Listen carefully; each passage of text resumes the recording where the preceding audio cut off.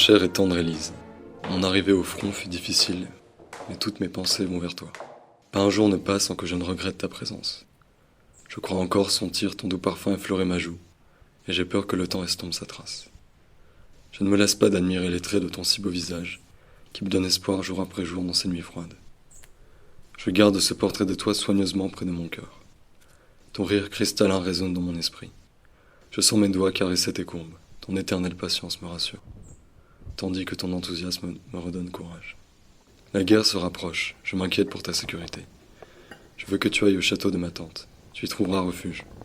Je viendrai t'y retrouver une fois mon devoir accompli. Dans ce beau château qui a abrité les souvenirs de ma jeunesse, tu trouveras de quoi te rappeler ma présence. Tu t'y sentiras comme chez toi, l'atmosphère y est chaleureuse, toi qui aimes tant la nature. S'il arrive que tu te sentes seul, tu pourras compter sur ma délicieuse cousine Elisabeth. Son élégance et son humour te charmeront. Sans doute te rendra-t-elle visite de temps en temps. J'espère de tout cœur que vous deviendrez de grandes amies.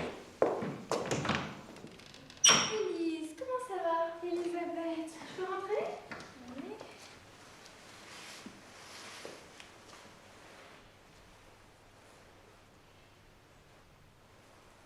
Souhaites-tu boire? Oui, à l'extérieur.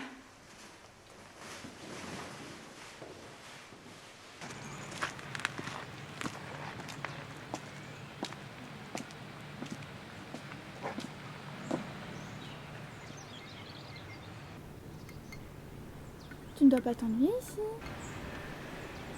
Je me rappelle encore quand j'étais enfant. Qu'est-ce qu'on s'amusait avec Jean? On aurait dit de vrais explorateurs.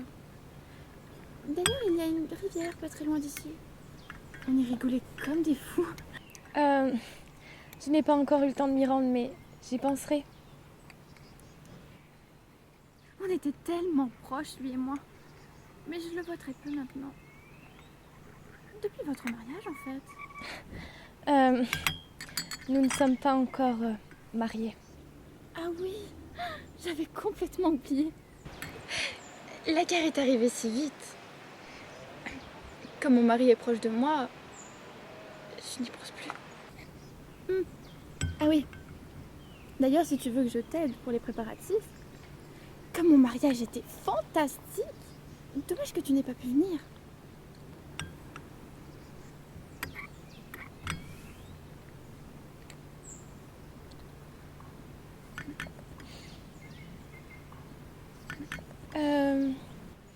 Il commence à se faire tard. Oui, oui. Mon mari m'attend.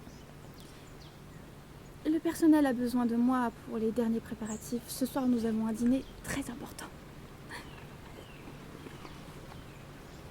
Ah oui, elle est arrivée aujourd'hui. Ne t'inquiète pas, j'ai fait les changements de lieu de réception. Merci. Ah, nul besoin de me raccompagner. Je connais le chemin.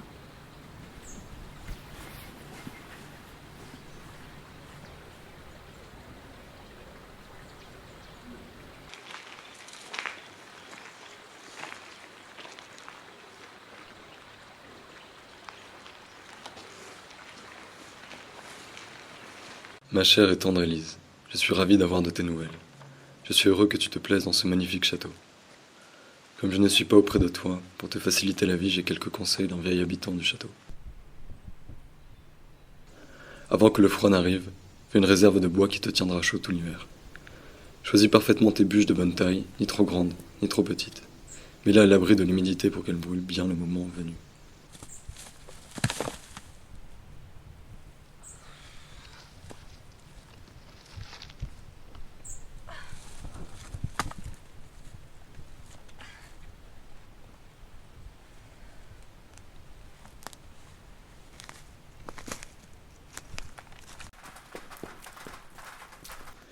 N'oublie pas d'arroser les plantes. Tu trouveras un seau dans la remise. Fais attention à ne pas trop le remplir. Il devient vite très lourd, mais je suis sûr que tu t'en sortiras.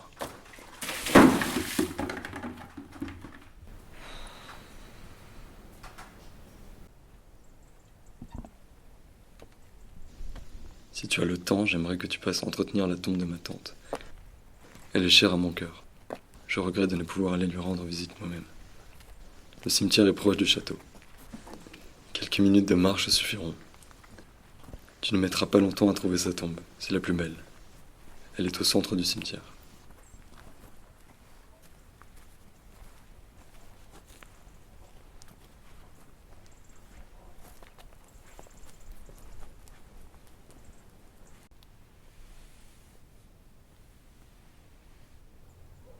Excusez-moi.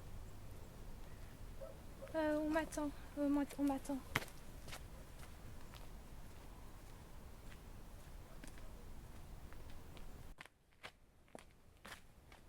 J'espère que ces quelques mots t'aideront à mieux t'en sortir. J'attends ta réponse.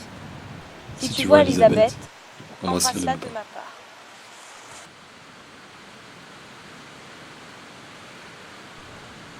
Il y a une rivière pas très loin d'ici. On y rigolait comme des fous. Je me rappelle quand j'étais enfant. Qu'est-ce qu'on s'amusait comme des fous.